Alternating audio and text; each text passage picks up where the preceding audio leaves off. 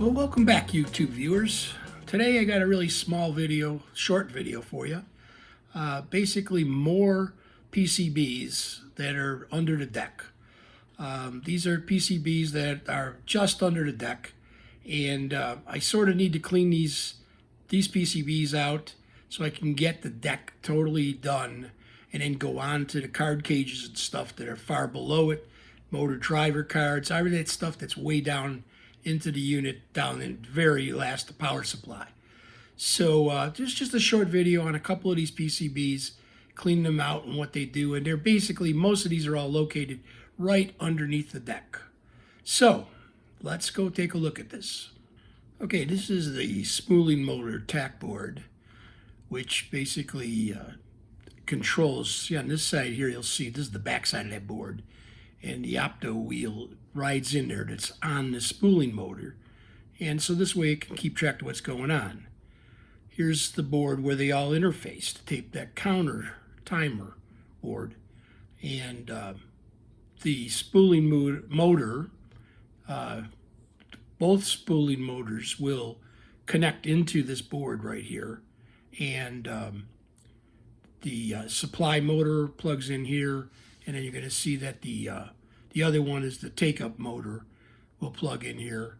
And so this board does all the counting and stuff like that based on the input stuff that's coming into this board from those motors, from those wheels basically, from those opto wheels we just saw there. And that's really, then this thing then interfaces to the rest of the machine. This here is the capstan driver board. And the capstan motor will plug into here. The capstan, there's power that goes into this board here. And basically all the controls that run the capstan motor come from the capstan control card, and they plug in here. And it tells this board, which then tells the capstan motor what to do and how to turn and how fast and everything like that. This here's just another control board, parallel remote. One of the things I wanted to point out here is that when I run into this thing with heat sinks on here, because the heat sink compound usually dries out, I will take these apart and completely clean the heat sink compound and reapply new heat sink compound.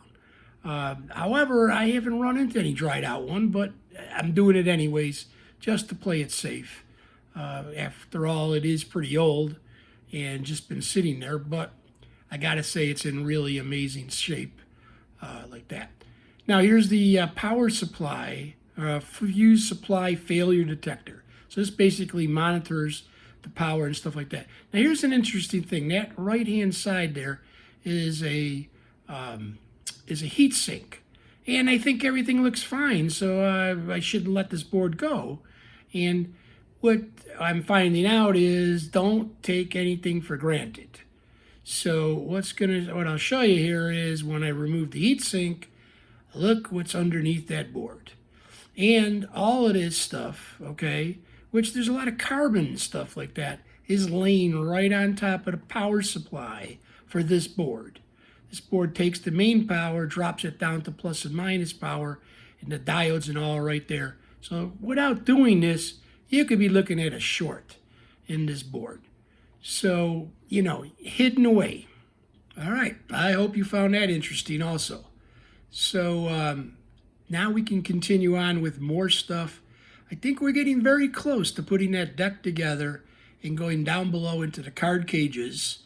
And eventually the actual audio card cages that are down below. I think I'm going to be back in the back panels yet, because they're just below this section and I could still access them from underneath the deck. So I'm probably going to be in that section next. So please come on back, subscribe to the channel so you can see this stuff.